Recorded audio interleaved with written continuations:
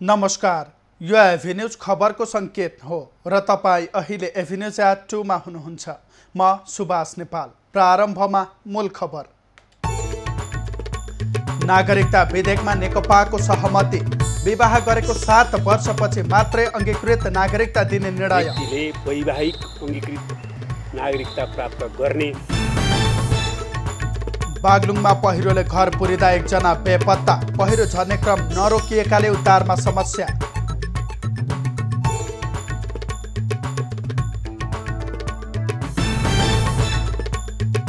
गण्डकी प्रदेशमा आज 58 जनामा कोरोना संक्रमण पुष्टि। दाङका 4 जना स्वास्थ्य कर्मी समेत संक्रमित।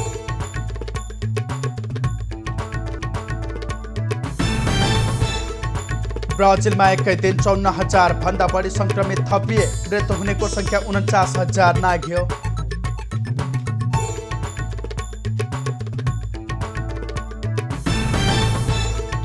र स्पेनिस ला लिगामा बार्सिलोना सेभिल्लासँग बराबरीमा रोकियो। बराबरीसँगै उपाधि होडमा बार्सिलोनालाई धक्का।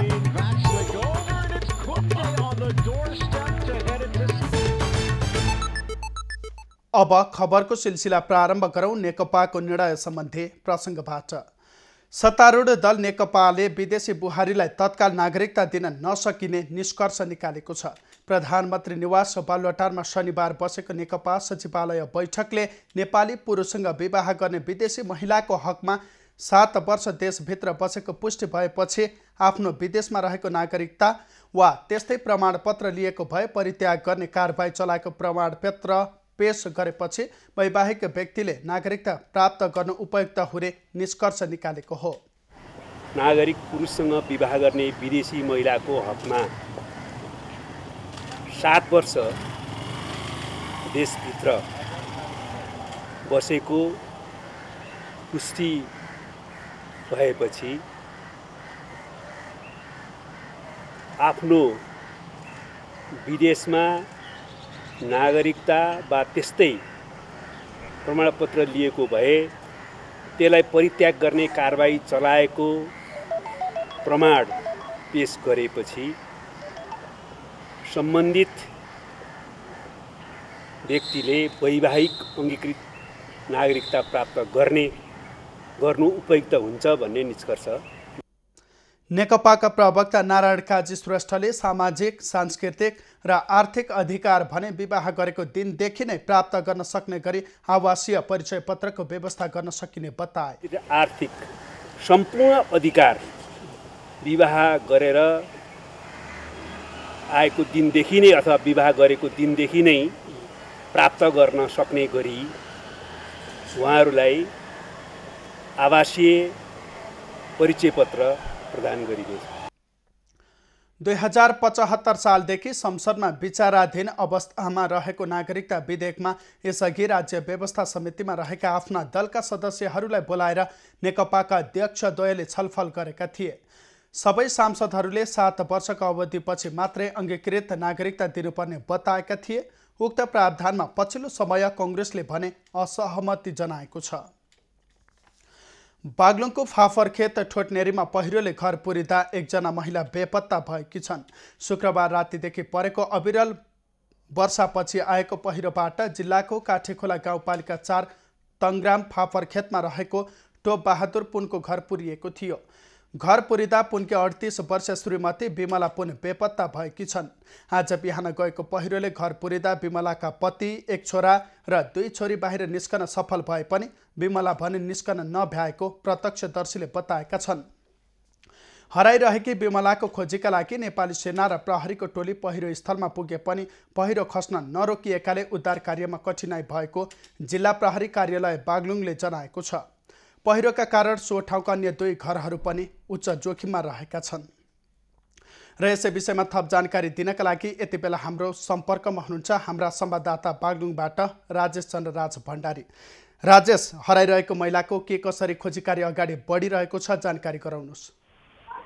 सुभाष, जुन काठेखोला गाउँपालिका तङ्ग्राममा जुन 38 वर्षीय विमला पुन जुन हराइरहेको थियो र चाहिँ अहिले नेपाली सेना र जिल्ला प्रहरी कार्यालयबाट गएको जुन प्रहरी टोलीले लामो समयको उद्धारपछि यिनीलाई मृत चाहिँ फेला परेको जिल्ला प्रहरी कार्यालय बागलुङले चाहिँ जनाएको छ। सुभाष राजेश, जुन यहाँले जानकारी गराउनु भयो, हराइरहेकी महिला बिमला भनिने उनको चाहिँ यति बेला खोजी कार्यको क्रममा चाहिँ शव भेटिएको थियो भनिरहँदा खोजी कार्य चाहिँ कति बजेदेखि चाहिँ गरिएको थियो र कति समयपछि उनको शव भेटियो? यो बिहान जुन अब पहिरो गइसक्यो भनेपछि त्यहाँ स्थानीयवासीले खबर गरे। स्थानीयवासीको खबरपछि प्रहरीको र नेपाली सेना गए। नेपाली सेना यो केही छिन अगाडि समय अगाडि मात्रै फेला परेको जिल्ला प्रहरी कार्यालयले जनाएको छ। सुभाष राजेश, पहिरो खस्न नरोकिएकाले उद्धार कार्यमा पनि समस्या भएको भनिएको थियो र यति बेला त्यहाँ पहिरो खस्न रोकिएको छ कि छैन, के छ? पहिरो खस्न रोकिएपछि अब त्यो चाहिँ उद्धार कार्य भएको। सुभाष र अहिले बागलुङमा चाहिँ अहिले पनि पानी परिरहेको र सबै ठाउँमा चाहिँ यस्तो किसिमको जोखिम पहिरो जानेदेखि पानी चाहिँ बजारमा पनि सर्वस्त रूपमा पानीहरू चाहिँ घर घरमा पानी पस्ने समस्या चाहिँ अहिले देखा परेको छ। सुभाष राजेश, सोही ठाउँका अन्य 2 घरहरू पनि उच्च जोखिममा रहेको भनिएको थियो, त्यसलाई चाहिँ सुरक्षित स्थानमा त्यहाँका मानिसहरूलाई स्थानान्तरण गरिएको छ कि छैन, के छ?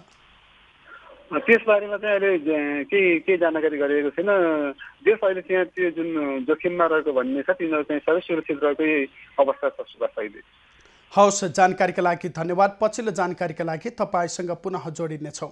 उहाँ हुनुहुन्थ्यो बागलुङबाट हाम्रा संवाददाता राज भण्डारी र उहाँले जानकारी गराए अनुसार पहिरोले घर पुरिँदाखेरि बिमला नाम गरेकी महिला हराइरहेको र उनको खोजी कार्य गरिरहँदाखेरि यति बेला चाहिँ मृत अवस्थामा शव फेला परेको छ। खोजी कार्य उनको शव फेला परेसँगै सकिएको छ भने अन्यसँगै रहेका 2 घर पनि उच्च जोखिममा रहेका छन्, उनीहरूलाई सुरक्षित स्थानमा सारिएको छ भनेर जानकारी गराउँदै हुनुहुन्थ्यो बागलुङबाट हाम्रा संवाददाता राज भण्डारी। अब बाँकी खबर। गण्डकी प्रदेशमा थप 58 जना कोरोना संक्रमित थपिएसँगै गण्डकी प्रदेशमा कोरोना संक्रमितको संख्या 438 पुगेको छ। स्वास्थ्य निर्देशनालय गण्डकी पोखराको शनिबार बिहान 6 बजेको तथ्याङ्क अनुसार तनहुमा 25, नवलपुरमा 16, गोर्खामा 5, बागलुङमा 8, कास्कीमा 2, म्याग्दी र स्याङ्जामा 11 जनामा कोरोना पुष्टि भएको हो। तनहुको रिसिङ गाउँपालिकामा 21 जना, ब्यास नगरपालिकामा 2 जना, शुक्ला गण्डकी नगरपालिकामा 2 जनामा कोरोना पुष्टि भएको स्वास्थ्य निर्देशनालयले जानकारी दिएको छ। उनीहरू 1 वर्षीय बालकदेखि 37 वर्षसम्म उमेर समूहका छन्। तनहुमा योसँगै 68 जनामा कोरोना संक्रमण देखिएको हो। त्यसैगरी नवलपुरको बुलिङटार गाउँपालिकाका 11 जना, मध्यबिन्दु नगरपालिकाका 2 जना, विनय त्रिवेणी गाउँपालिकामा 1 जना, देवचुली नगरपालिकामा 1 जनामा कोरोना पुष्टि भएको हो। उनीहरू 17 देखि 47 वर्ष उमेर समूहका छन्। गण्डकी प्रदेशमा सबैभन्दा धेरै नवलपुरमा 115 जनामा कोरोना संक्रमित भेटिएको छ। त्यसैगरी बागलुङको काठेखोला गाउँपालिकाका 7 जना पुरुष र 1 जना महिलामा कोरोना पुष्टि भएको अस्पतालले जनाएको छ। उनीहरू 22 देखि 39 वर्ष उमेर समूहका छन्। गोर्खाको भीमसेन नगरपालिकाका 22 देखि 36 वर्ष उमेर समूहका 5 जनालाई कोरोना देखिएको हो। कास्कीका मादी गाउँपालिकाका 1 पुरुष र 18 महिनाकी बालिकामा पनि कोरोना पुष्टि भएको छ। म्याग्दीको मालिका गाउँपालिकामा 30 वर्षीय 1 जना पुरुष र स्याङ्जामा पालिका नखुलेको 29 वर्षीय 1 जना पुरुषमा पनि कोरोना भाइरस संक्रमण पुष्टि भएको बताइएको छ। दाङको घोराही स्थित राप्ती स्वास्थ्य विज्ञान प्रतिष्ठानका 4 जना चिकित्सक तथा स्वास्थ्य कर्मीमा कोरोना संक्रमण पुष्टि भएको छ। यससँगै अस्पतालले 2 दिनका लागि आकस्मिक बाहेकका सम्पूर्ण सेवा बन्द गरेको छ। अस्पताल परिसरलाई निसंक्रमण गर्नुपर्ने भएकाले 2 दिनका लागि आकस्मिक बाहेकका सम्पूर्ण सेवा बन्द गरिएको कायम मुकायम रजिस्ट्रार कैलाश प्रसाद देवले जानकारी दिए। अस्पतालको मेडिकल वार्डमा भर्ना भएका 1 जना बिरामीमा कोरोना संक्रमण पुष्टि भएपछि बिरामीको उपचारमा संलग्न 4 जना चिकित्सक, 11 जना नर्स र 6 जना स्वास्थ्य कर्मी गरी कुल 21 जना होम क्वारेन्टिनमा बस्दै आएका थिए। उनीहरूको स्वाब सङ्कलन गरी परीक्षण गर्दा 1 जना चिकित्सक, 2 जना नर्स र 1 जना स्वास्थ्य कर्मीमा शुक्रबार कोरोना पुष्टि भएको हो। उनीहरू 2 महिला र 2 पुरुष रहेका छन्। कायम मुकायम रजिस्ट्रार देवका अनुसार संक्रमितहरू सबै प्रतिष्ठानको सम्पर्कमा छन् र उनीहरूको स्वास्थ्य अवस्था सामान्य रहेको छ। अस्पताल बन्द हुँदा बिरामी तथा सर्वसाधारणलाई पर्न जाने असुविधाप्रति प्रतिष्ठानले क्षमा मागेको छ। साथै अन्य सरकारी तथा निजी अस्पतालहरूलाई प्रतिष्ठानबाट निर्भर भएका बिरामीलाई विशेष सुविधा दिई सेवा प्रवाह गरिदिन पनि अनुरोध गरिएको छ। यो सँगै जिल्लामा 260 जना कोरोना संक्रमित भएका छन्। उनीहरूको विभिन्न अस्पतालमा उपचार भइरहेको छ। सुदूरपश्चिम प्रदेश सरकारको मुख्यमन्त्री एकीकृत कृषि तथा पशुपन्छी विकास कार्यक्रम अन्तर्गत कञ्चनपुर र कैलालीका किसानलाई अनुदानमा कृषि उपकरण र कृषि यन्त्र प्रदान गर्ने क्रम जारी छ। नमुना कृषि गाउँ आफै बनाऊ भन्ने अभियान अन्तर्गत किसानलाई अनुदानमा कृषि उपकरण र कृषि यन्त्र उपलब्ध गराइएको हो।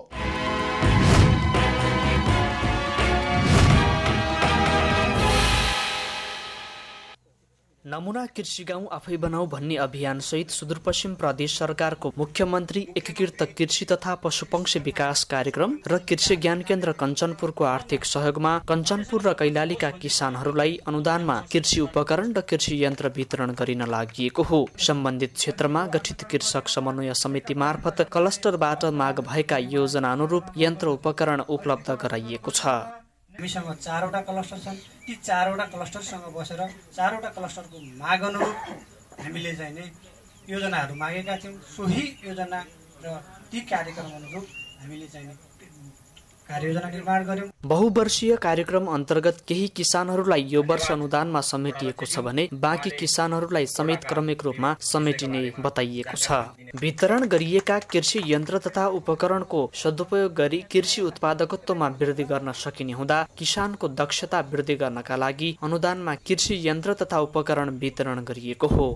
सम्पन्न हुनको लागि सबभन्दा उपयुक्त कृषि नै ठहरिएको हुनाले प्रत्येक केन्द्रदेखि प्रदेश र स्थानीय सरकारले पनि यो कृषिमा नै जोड दिँदै आएको छ। सरकारले कृषि समन्वय समिति मार्फत किसानका लागि उपलब्ध गराइएका कृषि यन्त्र तथा उपकरणहरू ठूलाबडा तथा धनी कृषकहरूले मात्रै प्रयोग गर्ने गरेको र साना किसानहरूको पहुँच स्थापित हुन नसकेको सन्दर्भमा विवाद सुल्झाउन कृषक समन्वय समितिहरूले विधि बनाउनु पर्ने आवश्यकता देखिन्छ।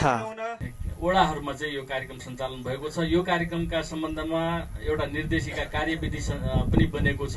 कार्यविधि बनिसकेपछि यसको अख्तियारी सहित कृषि ज्ञान केन्द्रबाट सञ्चालन हुने गरी रकम कृषि ज्ञान केन्द्रमा पठाइएको थियो र यो कार्यक्रम सञ्चालन गर्न हामीले डकुमेन्टमा भने जस्तै कृषि ज्ञान केन्द्र कञ्चनपुरबाट विभिन्न हाम्रो प्रभाव क्षेत्रका 22वटै स्थानीय तहहरूमा हामीले सूचना प्रसारण गर्यौं। सुदूरपश्चिम प्रदेशका 88 वटै स्थानीय तहका विभिन्न ओडामा मुख्यमन्त्री एकीकृत कृषि तथा पशुपक्षी विकास कार्यक्रम लागू गरिएको छ। त्यस्तै कञ्चनपुर र कैलालीका 22वटा स्थानीय तहमध्ये 15 स्थानीय तहमा कृषि बाली सम्बन्धी र 7वटा स्थानीय तहमा पशुपक्षी पालन सम्बन्धी कार्यक्रम कार्यान्वयनको चरणमा छ। हरिश चन्द्रबाग, एभिन्यूज टेलिभिजन, सुदूरपश्चिम प्रदेश, कञ्चनपुर।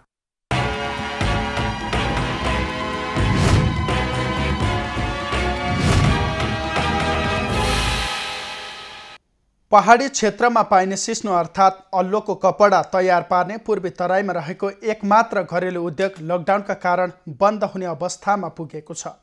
लकडाउनका कारण बजारमा उत्पादन पुर्याउन र कच्चा पदार्थ ल्याउन समस्या हुँदा उद्योग बन्द हुने अवस्थामा पुगेको हो।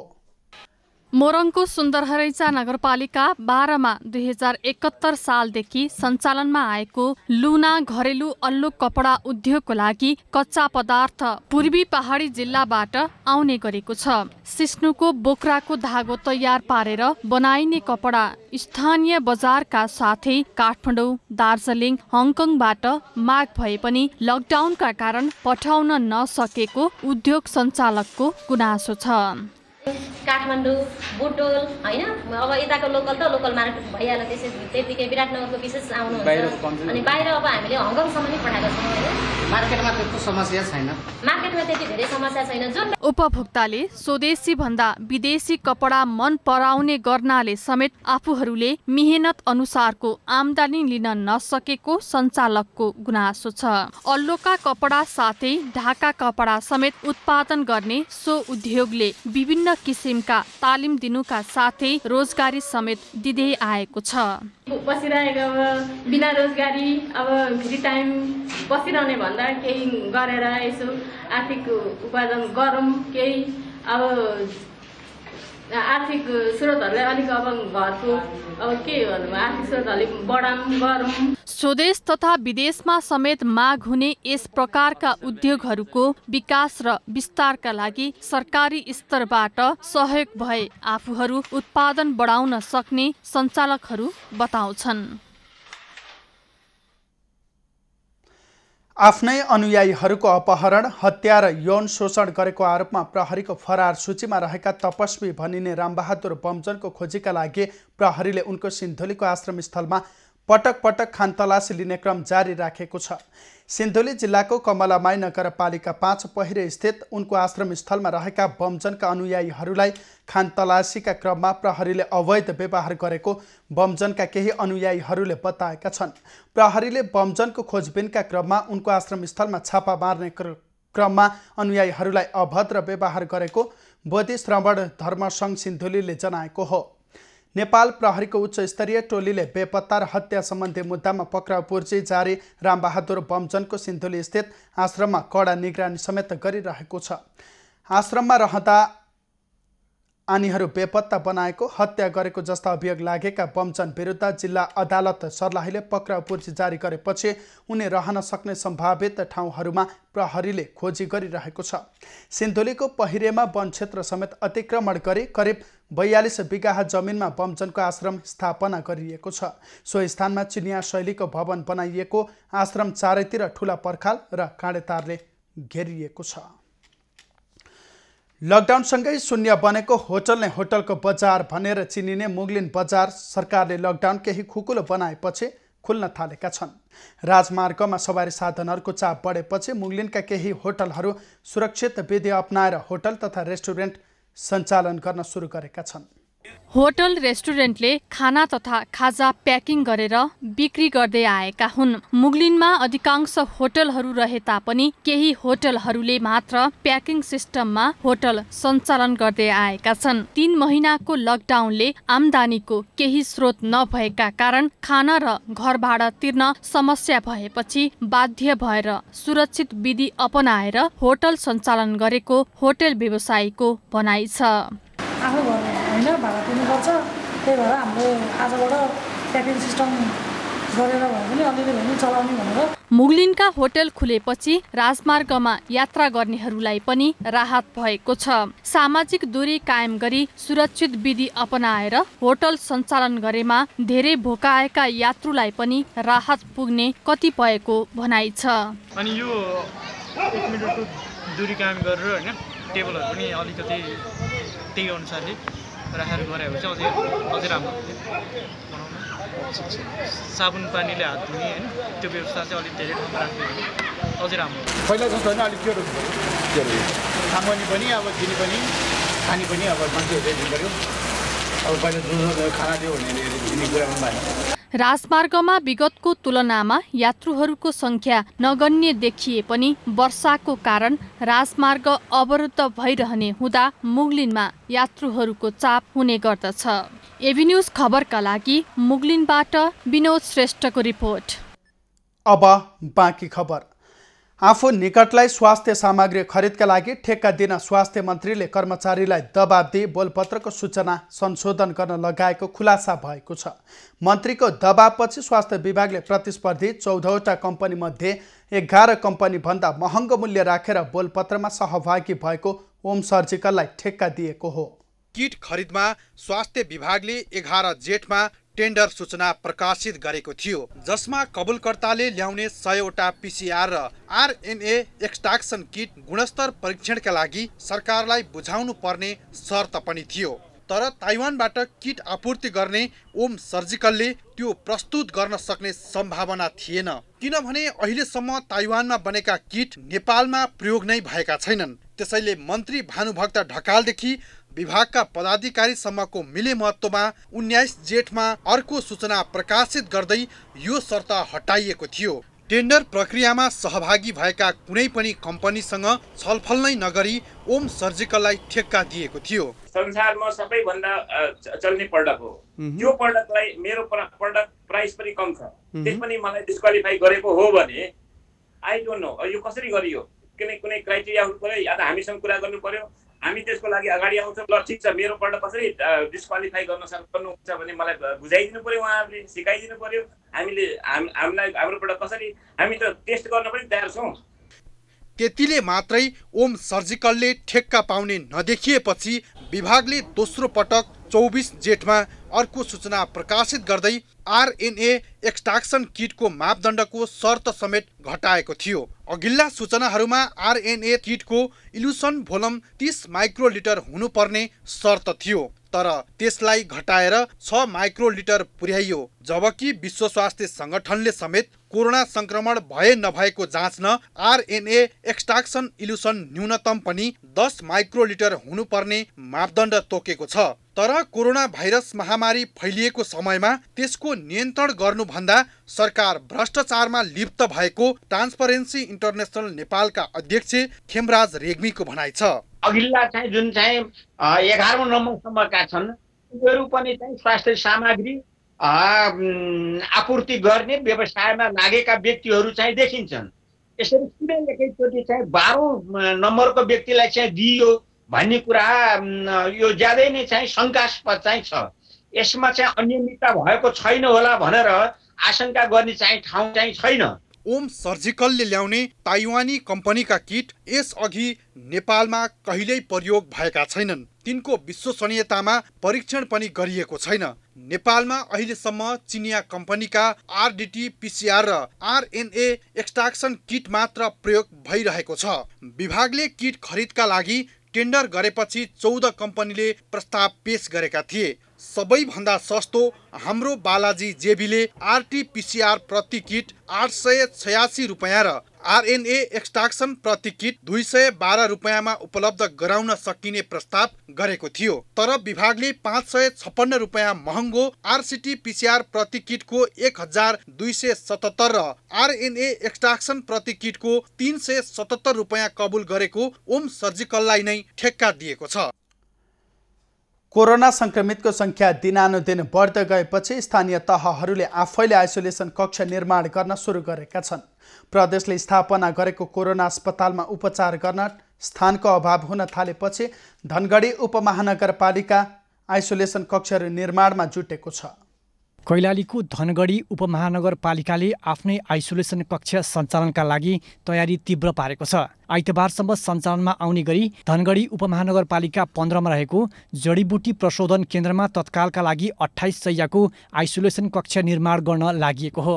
आइसोलेसन कक्ष निर्माणका लागि आवश्यक उपकरण जडानको काम भइरहेको छ। स्थानीय सरकारलाई पनि आइसोलेसन बनाउने केन्द्रीय सरकारको नीति अनुसार अहिले हामी वार्ड नम्बर 15 को कनरी जडीबुटी प्रशोधन केन्द्र हाम्रो आफ्नै धनगढी उपमहानगरपालिकाको आफ्नै प्रपर्टी हो यो। अहिले हामीले यसमा 28 वटा आइसोलेसन बेडहरू सुरु गरेका तयार गरेका छौँ र यसमा लगभग हामी 150 जना जति मान्छेलाई 150 जना मान्छेलाई हामी यसमा व्यवस्थापन गर्न सक्ने हाम्रो सम्भावना छ। उपमहानगरपालिकाले भारतबाट फर्केका महिलाहरूलाई सहज होस् भन्ने उद्देश्यका साथ छुट्टै क्वारेन्टिन समेत निर्माण गर्दै व्यवस्थापन गरेको छ। क्वारेन्टिनबाट रिपोर्ट पोजिटिभ आएका महिलाहरूका लागि समेत छुट्टै आइसोलेसन कक्ष निर्माण गरिएको हो। धनगढी उपमहानगरपालिकाले महिलालाई सहुलियत होस् भन्नको लागि एउटा महिला सम्बन्धी छुट्टै क्वारेन्टिनको पनि तयारी गरेको छ। आइसोलेसन कक्ष निर्माणका लागि मानवीय सेवामा अनेकौं प्रयास लगायतका विभिन्न सङ्घ संस्थाहरूले सहयोग गर्दै आएका छन्।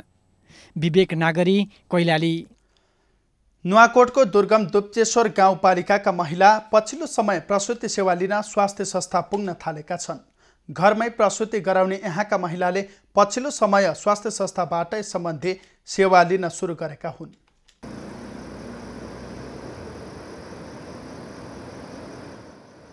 भौगोलिक विकटता, यातायातको असुविधा, स्वास्थ्य चेतनाको अभावले नुवाकोटको दुप्चेश्वर महिला प्रसुति सेवा लिन स्वास्थ्य संस्थासम्म पुग्न असमर्थ छन्। स्थानीय तहमा जनप्रतिनिधि आएसँगै गाउँमा बनेका बर्थिङ सेन्टर सञ्चालनमा आएपछि यहाँका नागरिकलाई सहज भएको हो। तामाङ जातिको बाहुल्यता रहेको दुप्चेश्वर गाउँपालिकाले महिलालाई स्वास्थ्य संस्थामा आकर्षित गर्न संस्थागत सुत्केरी अभियान नै सञ्चालन गरेको छ।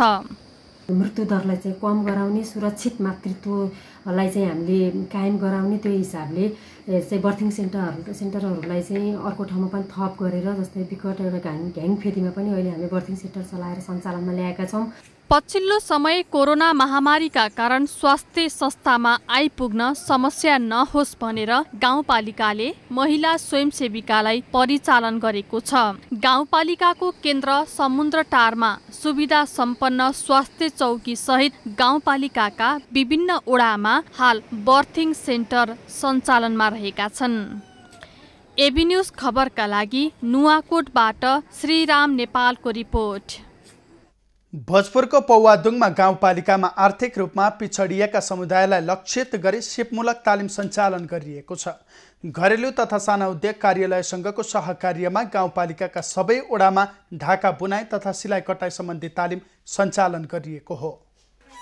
गाउँपालिकाले ढाका बुनाईबाट राम्रो आम्दानी तथा महिलाहरूलाई आत्मनिर्भर बन्न समेत सहज हुने भएकाले महिला लक्षित कार्यक्रम अन्तर्गत ढाका बुनाई तालिम सञ्चालन गरेको हो। स्थानीय स्तरमा उत्पादन भएका यस्ता सामग्रीले बजारमा राम्रो मूल्य पाउने भएपछि गाउँपालिकाले महिलालाई यस्तो तालिम दिन थालेको हो। यसरी तयार गरिएको एउटा साडीको मूल्य 25 देखि 30,000 पर्ने स्थानीयहरूले बताउने गरेका छन्।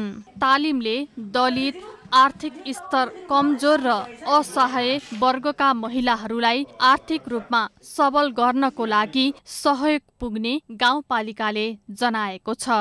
विशेष गरी गाउँपालिकाको आर्थिक सहयोग हो र विशेष गरी घरेलु कार्यालयको पनि सहयोगको साथमा हामीले यो सञ्चालन गरेका छौँ।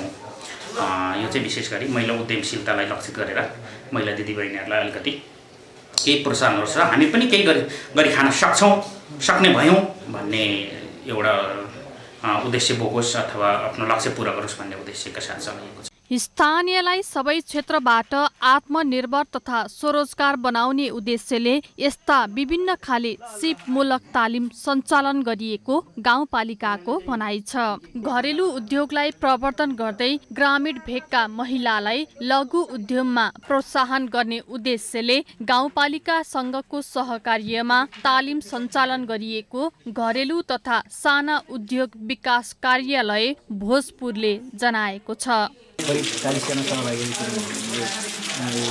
विगत चैतको सुरुदेखि नै तालिम लिइराख्नु भएको छ। त्यसबाट चाहिँ सबै महिला भएकोले उहाँहरूले चाहिँ घरमा गएर पनि कार्य गर्न सक्ने भएको हुँदाखेरि यो तालिममा सिकेको सिपलाई चाहिँ निरन्तर दिनुहुन्छ भन्ने हामी चाहिँ आशाले लगाएर गाउँपालिका तथा घरेलु कार्यालयको सहयोगमा आफ्नै गाउँ घरमा सिप सिक्न पाएपछि स्थानीय महिला उत्साहित भएका छन्। तालिमसँगै आवश्यक औजार उपकरण समेत पाए व्यवसाय गर्न सहज हुने सहभागीको भनाइ छ। अहिले 3 महिना सिक्यौँ, पोहोर 2 महिना 45 दिन सिकेको थियौँ। पोहोर चाहिँ अलिक गाह्रै थियो, अहिले चाहिँ सजिलै राम्रै छ। अहिले आफूले गरेको सिपहरू कमसेकम सरहरूलाई होइन अब सरहरूले दिनुभएकोमा चाहिँ देखाउने गरेर चाहिँ सिकेर चाहिँ अब अरूलाई पनि आफू जस्तैको सिकाउँ भन्ने क्षमताले सिकिरहेको छ। ढाका बुनाई एउटा परम्परागत कला रहेकाले यसले नेपालीको पहिचान समेत दिलाउने स्थानीयले बताएका छन्। तालिममा 40 जना महिलाको सहभागिता रहेको छ। गत वर्ष पनि गाउँपालिकाले विभिन्न सिपमूलक तालिम दिएको थियो। एबी न्यूज खबरका लागि भोजपुरबाट युवराज विष्टको रिपोर्ट। नेपाली युवा वैज्ञानिकहरूले कोरोनाको उपचारलाई लक्षित गरी 7वटा रोबोट बनाएका छन्। रोबोटिक्स एसोसिएसन अफ नेपालले कोरोना परीक्षणको अत्याधिक चाप हुने शुक्रराज ट्रपिकल तथा सरुवारोग अस्पताल टेकुलाई एक थान सिस्टर रोबोट हस्तान्तरण गरेको छ।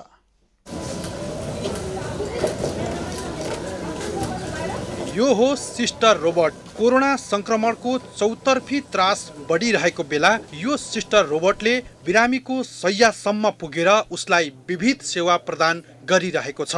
रोबोटिक्स एसोसिएसन अफ नेपालले निर्माण गरेको यो सिस्टर रोबोट शुक्रबार शुक्रराज ट्रपिकल तथा सरुवारोग अस्पताल टेकुलाई हस्तान्तरण गरेको छ। ट्रान्समिटरको सहयोगमा यो रोबोटलाई 100 देखि 500 मिटरसम्म सञ्चालन गर्न सकिनेछ, जसले गर्दा कोरोनाको अत्याधिक जोखिम हुने आइसोलेसन तथा सघन उपचार कक्षमा सेवालाई सहज बनाउनेछ। रोबोटमा जडित क्यामेराले कोरोना बिरामीको स्वास्थ्य अवस्था समेत निरीक्षण गर्नेछ। यो रोबोटको जब यो कोभिड-19 को लकडाउन चाहिँ नेपालमा गर्ने भनेर सरकारले अनाउन्स गर्यो हैन, त्यस पछाडि चाहिँ हामी रोबोटिक्स एसोसिएसन अफ नेपालले चाहिँ अब यो रोबोटिक्स टेक्नोलोजीबाट के गर्न सकिन्छ भनेर चाहिँ हामीले सोच्न थाल्यौं र त्यो सोच्दै गर्दाखेरि चाहिँ यो food and medicine carrying robot चाहिँ बनाउनु पर्छ भनेर प्लान गर्यौं र त्यसमा चाहिँ हाम्रो पंकज जपराल भनेर जो हुनुहुन्छ कान्तिवीर भन्ने एउटा टिम छ हैन, रोबोटिक्स टिम। सो उहाँले चाहिँ आइडिया निकाल्नुभयो र हामी रोबोटिक्स एसोसिएसनमा आएर त्यसको काम अगाडि बढायौं र हामीले 7 दिनमा चाहिँ त्यो रोबोट बनाएर टिचिङ हस्पिटलमा चाहिँ त्यसको टेस्ट गर्यौं।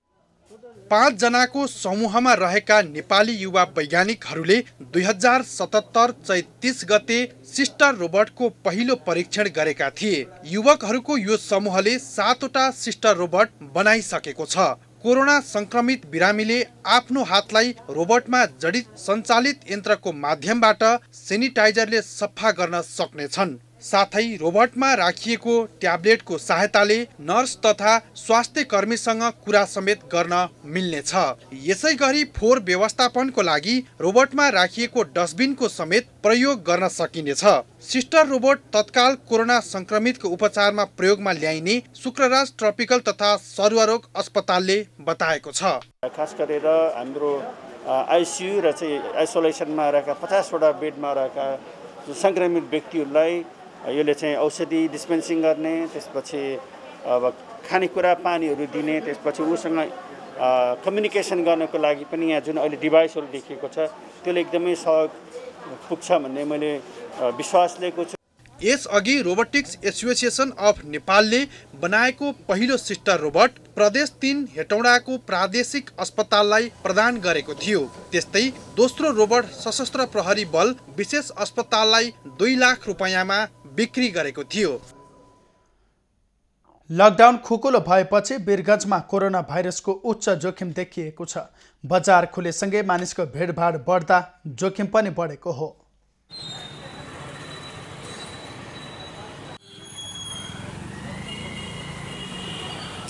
दर्शकबिन, यतिखेर हामी वीरगञ्जको मुटु माइस्थान मन्दिरनिर छ र हामी हेर्न सक्छौँ यहाँ लकडाउन खुकुलो भइसकेपछि भिडभाड असाध्यै बढेको छ।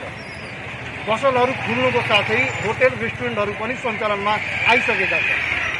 तर पसल र रेस्टुरेन्टहरूमा सञ्चालन गर्दाखेरि अपनाउनु पर्ने सावधानीका कुनै पनि नियम पसलले वा रेस्टुरेन्टकर्ताहरूले अपनाएका छैनन्। हामीले यो पसलवालालाई मात्र दोष दिनु भन्दाखेरि हाम्रो यो नगरपालिका र यो वाणिज्य सङ्घ हुन्छ उहाँले पनि एउटा चासो नदेखाएको देखिन्छ। यहाँको असाढ मसान्तमा ब्याङ्क ब्याज लगायतका रकमहरू तिर्न सजिलो होस् भनेर सरकारले लकडाउनलाई खुकुलो गरेको छ।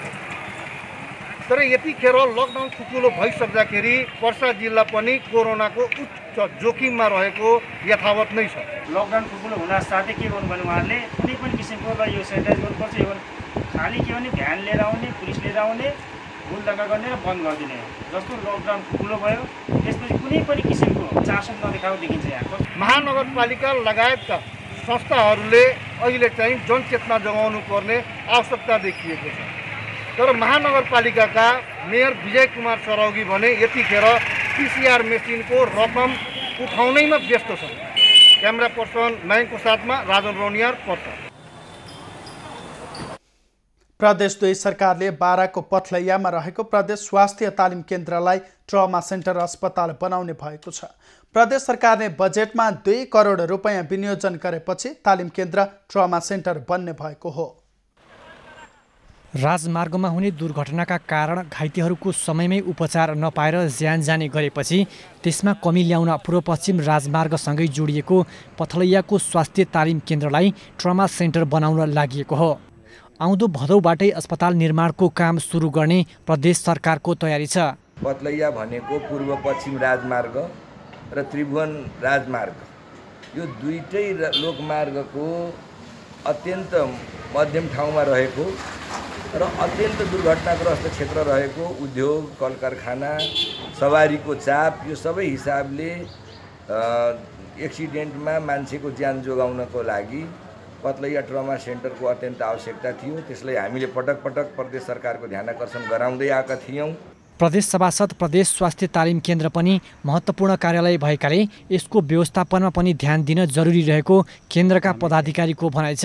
यहाँ यो कार्यालयको व्यवस्थापन पनि एउटा पार्ट भयो र मैले त के भन्छु भने अब यो जति पनि स्वास्थ्य कर्मीहरूलाई चाहिने तालिम आवश्यक चाहिने तालिमहरू चाहिँ यहाँबाट चाहिँ म्यानेज गर्ने भएको हुनाले चाहिँ अब यो कार्यालय पनि व्यवस्थापन गर्नुपर्ने अत्यन्त जरुरी देखिन्छ।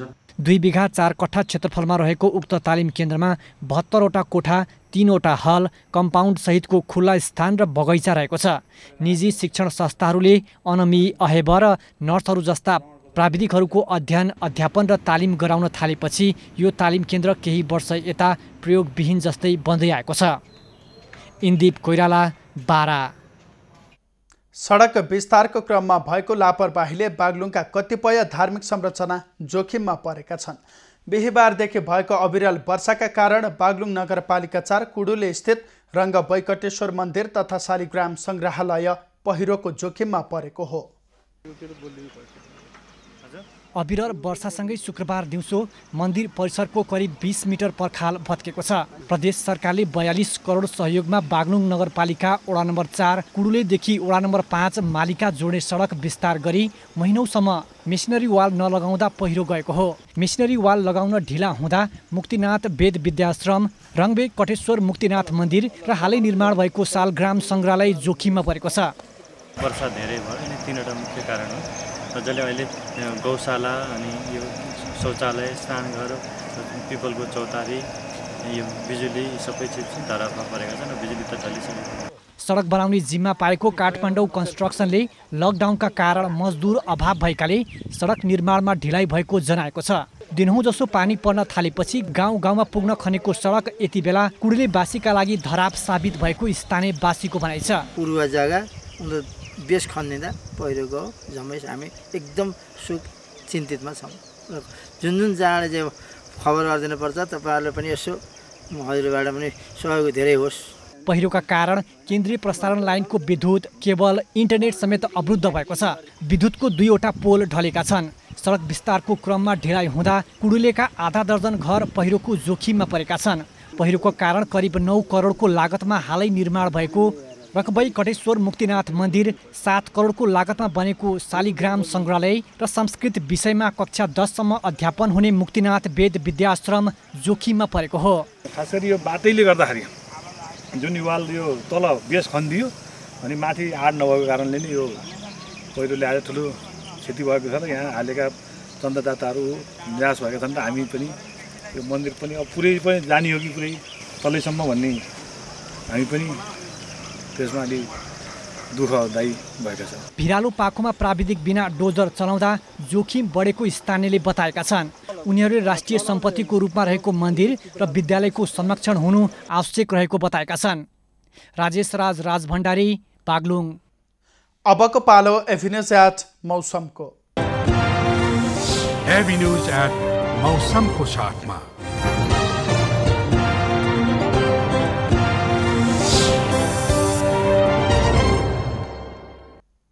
यति बेला देशका अधिकांश स्थानको मौसममा बदली भई केही स्थानमा हल्कादेखि मध्यम वर्षा भइरहेको छ। अपराह्नपछि साथै प्रदेशका केही स्थानमा हल्का वर्षाको सम्भावना रहेको छ भने प्रदेश 1, प्रदेश 2, बागमती प्रदेश, गण्डकी प्रदेश, प्रदेश 5 का 1-2 स्थान र कर्णाली प्रदेश तथा सुदूरपश्चिम प्रदेशका केही स्थानमा भारी वर्षा हुन सक्ने जल तथा मौसम पूर्वानुमान महाशाखाले जनाएको छ। काठमाडौँ उपत्यकाको आजको अधिकतम तापक्रम 27 डिग्री सेल्सियस र न्यूनतम तापक्रम 21 डिग्री सेल्सियस रहने अनुमान गरिएको छ। आज सूर्योदय बिहान 5:08 भए भने सूर्यास्त साँझ 7:02 हुनेछ। आज देशभरको मौसम कस्तो रहला त? हेरौँ देशका विभिन्न स्थानको अनुमानित मौसमी अवस्था।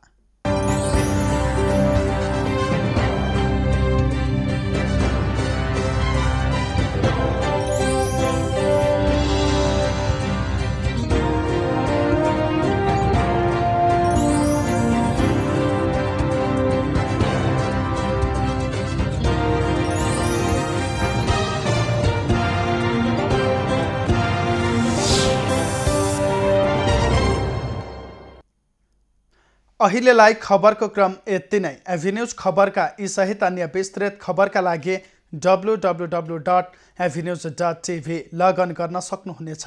युट्युब, फेसबुक र ट्विटरमा पनि हामीलाई फलो गर्न सकिनेछ। खबर भित्रको खबरका लागि हेर्दै रहनुहोला एभिन्यूज खबर। नमस्कार।